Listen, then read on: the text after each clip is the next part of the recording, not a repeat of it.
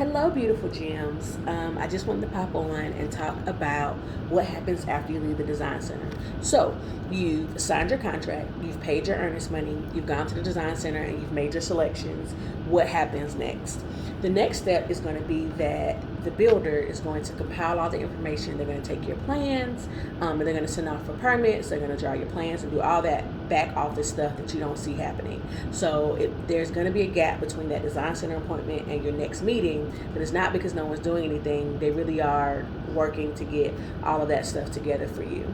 Now, you're going to be contacted by someone from the company. So maybe the builder, maybe somebody from the office, maybe the agent on site, whomever, but you're going to be contacted about your pre-construction meeting. So that pre-construction meeting is where you're going to sit down with that builder and you're going to go over everything that you've picked. So you're going to look at your plans, you're going to look at your selections, you're going to look at all of those things about your home that you picked out and make sure that what you said the first time is what they have written down. This is an opportunity for any mistakes to be corrected because we're all human.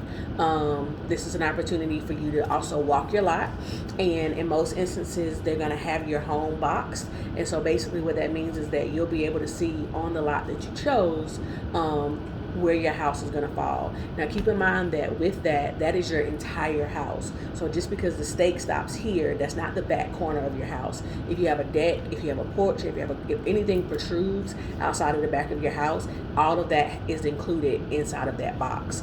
You'll be able to ask the builder any questions that you have about the process up until that point.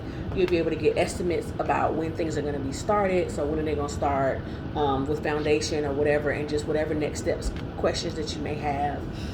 This is a great time to ask about delays that they're experiencing and things like that, so that you can have an understanding of what to expect throughout the process, because all builders are experiencing delays on some level, and some builders are experiencing a delay in this and other builders are experiencing delays in that. So you kind of want to be clear about what is going on there as far as the delays are concerned.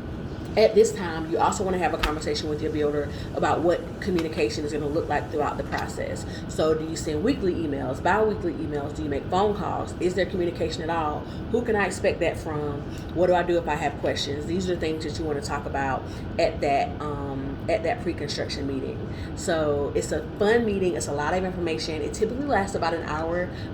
Larger homes are going to last longer because it's just more to go over. If you have more complicated selections, then it's going to last a little bit longer. This is a meeting that I would say is not kid friendly because you're sitting at a table and you're going over stuff, and it can be boring for kids. So if you got to bring your kids, make sure that you bring something for them to do, plug them in, crayons, whatever, so that you can focus because at that time you're going to be signing off on those plans. And if you miss something in those plans at that time that you thought you were getting or that you wanted, once you put your signature on that paper, the build is going forward. And so you just want to build is going forward. So you just want to make sure that everything is what you want it to be.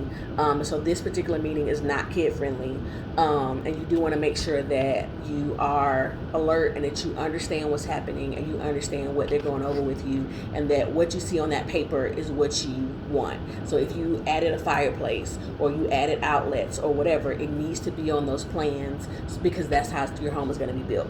So thank you for taking this second with me and going over what happens at the pre-construction meeting. I wish all the luck in your build.